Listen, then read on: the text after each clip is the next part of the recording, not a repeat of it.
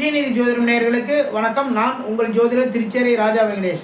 இந்த வார ராசி பலன் பதிவில் மீன ராசிக்கான வார ராசி பலன் பார்க்கலாங்க. மீன ராசி தான் பார்த்தீங்கன்னா காலபூஷனுக்கு, அதாவது மேசராசிலேருந்து என்னென்னு 12வது ராசி தான் வந்து மீன ராசி. அந்த மீன ராசி அதிபதியாக இருக்கக்கூடிய குரு பகவான் உங்களுடைய ராசி அதிபதி குரு பகவான். ஓகேங்களா? ராசி அதிபதியாக இருக்கக்கூடிய குரு பகவான் வந்து 2ஆம் இடத்திலிருந்து 3ஆம் இடத்திற்கு பயிற்சியாக போகின்றார் இன்னும் 2 நாட்களுக்கு பிறகு. இது ரொம்ப ரொம்ப ரொம்ப சிறப்பு. ஏன்னா 2ஆம் இடமான வருமானம், வாக்கு இந்த இடத்துல இருந்த குரு பகவான் வந்து 3ஆம் இடத்திற்கு பயிற்சியாக போகின்றார். 3ஆம் இடம் தான் பார்த்தீங்கன்னா முயற்சி, அப்புறம் பார்த்தீங்கன்னா கம்யூனிகேஷன், இது எல்லாமே வந்து 3ஆம் இடம். அப்போது உங்களுடைய முயற்சிகள் மூலமாக பலவிதமான முன்னேற்றங்கள், பலவிதமான தொழிலில் வந்து பலவிதமான லாபங்கள், நல்ல நல்ல விஷயங்கள் எல்லாமே நடக்கிறதுக்கான வாய்ப்புகள் எல்லாமே இருக்குங்க. 3ஆம் இடத்திலிருந்து குரு பகவானுடைய 7ஆம் பார்வை பாக்கியஸ்தானமான 9ஆம் இடத்துல பதிகிறது. ரொம்ப ரொம்ப ரொம்ப ரொம்ப சிறப்புங்க. 7ஆம் பார்வை பாக்கியஸ்தானமான 9ஆம் இடத்துல பதியுது.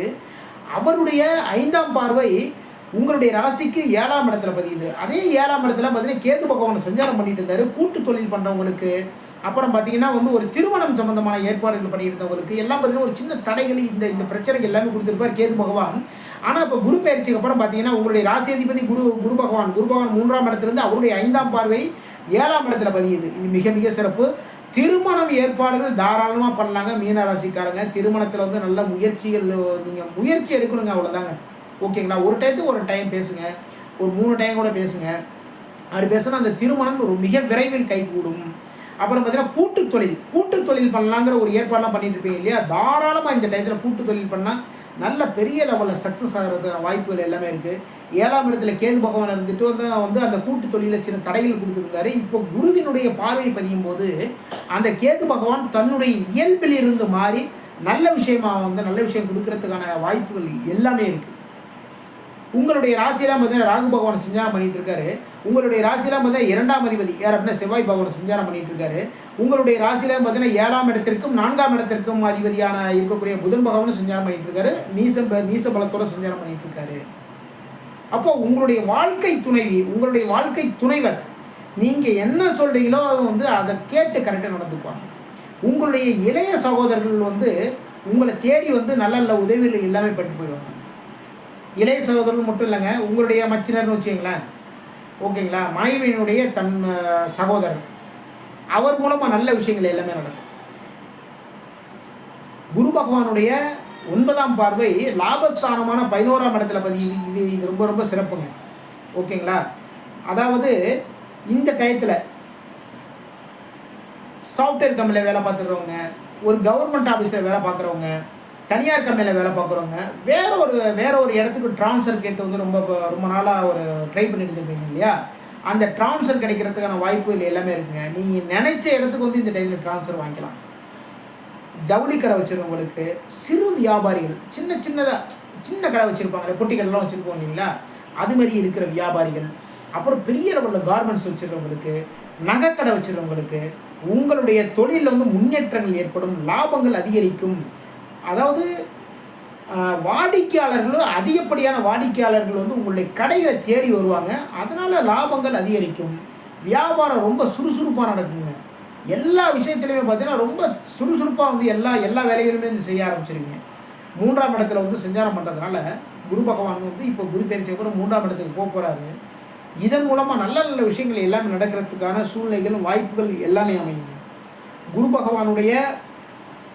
பகவானுடைய 7ஆம் பார்வை உங்களுடைய ராசிக்கு பாக்கியஸ்தானத்தில் பதியுது. குரு பகவானுடைய 5ஆம் பார்வை 7ஆம் இடத்திற்கும், குரு பகவானுடைய 7ஆம் பார்வை பாக்கியஸ்தானமான 9ஆம் இடத்திற்கும், குரு பகவானுடைய 9ஆம் பார்வை லாபஸ்தானமான 11ஆம் இடத்திற்கும் பதியுது. அப்போ மீன ராசிக்காரங்க இதுவரைக்கும் வந்து ரொம்ப சின்ன சங்கடங்கள், சின்ன பிரச்சனைகள்லாம் சந்திச்சுட்டு இருந்தவங்களுக்கு குரு பயிற்சிக்கு அப்புறம் பார்த்தீங்கன்னா உங்களுடைய லைஃப் நீங்கள் என்ன பிளான் பண்ணீங்களோ அதுபடி ரொம்ப அழகாக நடக்குங்க. இதுக்கு முன்னாடி அப்படி தாங்க இருந்தது அப்படின்னு நம்ம சொல்லுவோம் இல்லைங்களா? அந்த விஷயம் வந்து இதுக்கப்புறம் நடக்க ஆரம்பிக்கும் மீன ராசிக்காரங்களுக்கு. உங்களுடைய ராசிக்கு 6ஆம் அதிபதி யார் அப்படின்னா சூரிய பகவான் வந்து 2ஆம் இடத்துல ஆட்சி பலம், உச்ச பலம் பெற்று சஞ்சாரம் பண்ணுறாரு. ஆட்சி பலம் கிடையாது, உச்ச பலம் பெற்று சஞ்சாரம் பண்ணுறாரு.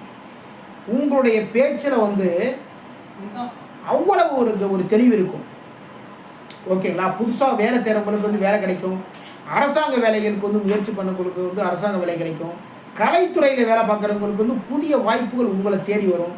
உங்களுடைய பெயரும் புகழும் உயர்றதுக்கான சூழ்நிலைகள் எல்லாமே அமையும். ராசிக்கு 12ஆம் இடத்துல பார்த்தீங்கன்னா சனி பகவான் சஞ்சாரம் பண்ணிட்டு இருக்காரு.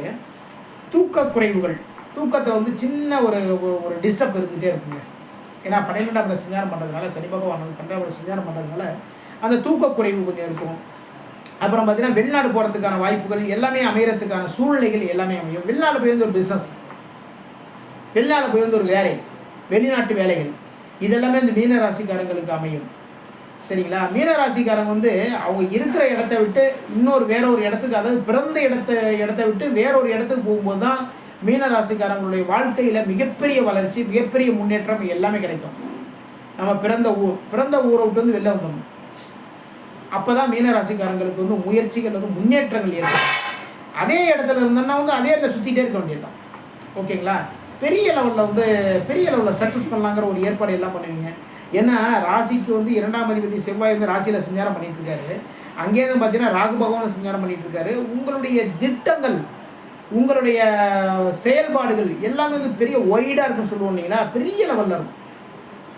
அதில் எல்லாத்துலேயுமே பார்த்தீங்கன்னா பெரிய லெவலில் இது வரைக்கும் திட்டங்கள் எல்லாமே போட்டோம், அது பெருசாக நடக்கலை அப்படின்னு நினச்சிட்டு இருந்த மீன ராசிக்காரங்களுக்கு இந்த உங்களுடைய ராசி அதிபதி குரு பகவான் வந்து 11 ராசிக்கு 3ஆம் இடத்துக்கு போனதுக்கப்புறம் பார்த்தீங்கன்னா உங்களுடைய பெரிய பெரிய திட்டங்கள் பெரிய லெவலில் இருக்க எல்லா விஷயங்களுமே எல்லாமே நடக்குங்க. ஷேர் மார்க்கெட்டில் வந்து நீங்கள் பண்ணுற கணிப்புகள் எல்லாமே ரொம்ப அற்புதமாக இருக்கும்.